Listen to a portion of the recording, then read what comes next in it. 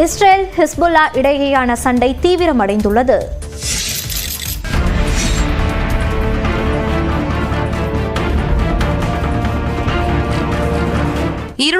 க்கும் மேற்பட்ட ராக்கெட் லாஞ்சர்களை வீசி ஹெஸ்புல்லா அமைப்பினர் நடத்திய தாக்குதலால் இஸ்ரேலில் கார்கள் தீப்பற்றி எரியும் காட்சிகளே இவை. கடந்த சில மாதங்களில் இஸ்ரேல் மீது ஹெஸ்புல்லா அமைப்பு நடத்திய மிகப்பெரிய தாக்குதல் இதுவாகும். தாக்குதலில் வீடுகளும் சேதமடைந்த நிலையில் இஸ்ரேல் தரப்பில் 7 பேர் காயமடைந்ததாக கூறப்படுகிறது.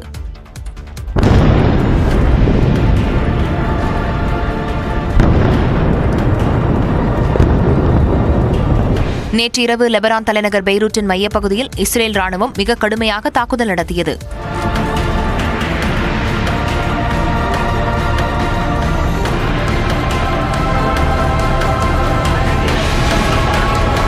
லெபனான் ராணுவ முகாம் மீது இஸ்ரேல் நடத்திய தாக்குதலில் ஒருவர் கொல்லப்பட்டதாகவும் 18 பேர் காயமடைந்ததாகவும் லெபனான் தரப்பில் கூறப்படுகிறது. ஆனால் தாங்கள் லெபனான் ராணுவ முகாமை தாக்கவில்லை எனவும் ஹெஸ்புல்லா அமைப்பினரை குறிவைத்து மட்டுமே தாக்குவதாகவும் இஸ்ரேல் விளக்கம் அளித்துள்ளது. சபரிமலை ஐயப்பன் கோயிலில் 9 நாட்களில் மட்டும் 6 லட்சம் பேர் சாமி தரிசனம் மேற்கொண்டுள்ளனர். சபரிமலை ஐயப்பன் கோவிலில் கடந்த 9 நாட்களில் 6 லட்சத்திற்கும் அதிகமான பக்தர்கள் சுவாமி தரிசனம் செய்துள்ளனர். இதன் மூலமாக 41 கோடி ரூபாய் வருவாய் கிட்டியுள்ளது. மண்டல மற்றும் மகர விளக்கு பூஜையை முன்னிட்டு சபரிமலை ஐயப்பன் கோவில் நடை கடந்த 15ஆம் தேதி திறக்கப்பட்டது. அதற்கு அடுத்த நாள் முதல் தரிசனத்திற்கு பக்தர்கள் அனுமதிக்கப்பட்டு வருகின்றனர். இந்நிலையில் முன் எப்போதும் இல்லாத வகையில் இந்த ஆண்டு சபரிமலைக்கு வரக்கூடிய பக்தர்களின் எண்ணிக்கை அதிகரித்துள்ளது. பல்வேறு மாநிலங்களிலிருந்தும் திரளான பக்தர்கள் வந்து கொண்டிருப்பதால் கடந்த 9 நாட்களில் மட்டும் 6 லட்சத்திற்கும் அதிகமான பக்தர்கள் தரிசனம் செய்துள்ளனர். அவர்களின் வருகையால் 41 கோடி ரூபாய் வருவாய் கிடைத்திருப்பதாக தேவசம் போர்டு தலைவர் பிரசாந்த் தெரிவித்துள்ளார்.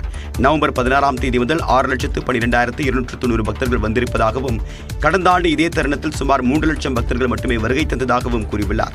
பக்தர்களுக்கு பல்வேறு வசதிகள் செய்து கொடுக்கப்பட்டிருப்பதால் தரிசனம் செய்ய முடியாமல் பக்தர்கள் ஊர் திரும்பினார்கள் என்ற சூழலே இந்த முறை இல்லை என்றும் பிரசாந்த் தெரிவித்துள்ளார். தைப்பொங்கல் தினத்தன்று சிஏ தேர்வு நடத்துவதற்கு எம்பி சு வெங்கடேசன் எதிர்ப்பு தெரிவித்த நிலையில் பாஜகவின் எஸ்ஜி சூர்யா கடுமையாக விமர்சித்துள்ளார். அதற்கு மத்திய நிதியமைச்சர் தனது ஆதரவை தெரிவித்துள்ளார். தமிழர் திருநாளான பொங்கல் பண்டிகை வரக்கூடிய ஆண்டில் ஜனவரி 14ஆம் தேதி கொண்டாடப்பட உள்ளது. அதே சமயம் பட்டய கணக்காளர் எனப்படக்கூடிய சிஏ தேர்வுகள் ஜனவரி 12, 14, 16 மற்றும் 18 ஆகிய தேதிகளில் நடைபெறும் என்று அறிவிக்கப்பட்டுள்ளது.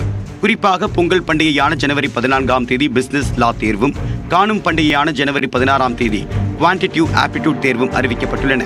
இதற்கு மதுரை எம்பி சு வெங்கடேசன் கண்டனத்தை தெரிவித்திருந்தார்.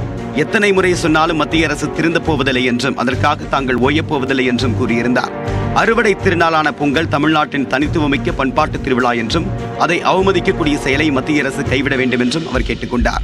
தேர்வர்களுக்கு சிரமங்கள் என்று தேர்வு அட்டவணையை மாற்றி அமைக்குமாறு மத்திய அமைச்சர் நிர்மலா சீதாராமன் மற்றும் இந்திய பட்டய கணக்காளர் நிறுவனத்தின் தலைவர் ரஞ்சித் குமார் அகர்வாலுக்கு கடிதம் எழுதியிருப்பதாகவும் எம்பி சு வெங்கடேசன் தெரிவித்திருந்தார். சமஸ்கிருத பண்பாட்டை கவனத்தில் எடுத்துக் கொள்கிற அளவுக்கு சமஸ்கிருதம் அல்லாத பண்பாட்டை கவனத்தில் எடுத்துக் கொள்வதில்லை. குறிப்பாக தமிழ் பண்பாட்டை கவனத்தில் எடுத்துக் கொள்வதில்லை. தமிழ் பண்பாடு அதனுடைய விழுமியங்கள் அதனுடைய மதிப்புகளை எப்பொழுதுமே கவனத்தில் எடுத்துக் கொள்ளாததாகத்தான் ஒன்றிய அரசு இருக்கு. 2 நாளைக்கு முன்னாடி எல்ஐசியில பார்த்தோம். எல்ஐசியினுடைய முகப்பே ஹிந்தியில அறிவிச்சிருந்திருக்காங்க.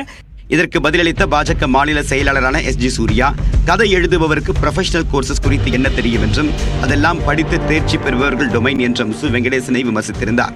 சிஏ தேர்வு தேதிகளை முடிவு செய்வது மத்திய அரசோ நிதி அமைச்சகமோ இல்லை என்றும் அது தன்னாட்சி பெற்ற ICAI என்னும் அமைப்பு என்றும் எஸ்ஜி சூர்யா கூறியுள்ளார்.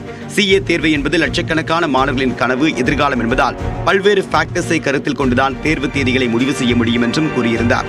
எஸ்ஜி சூர்யாவின் இந்த பதிவை பகிர்ந்திருக்கூடிய மத்திய நிதித்துறை அமைச்சர் நிர்மலா சீதாராமன் சரியாகவும் விளக்கமாகவும் பதில் சொன்னதாக பாராட்டினார்.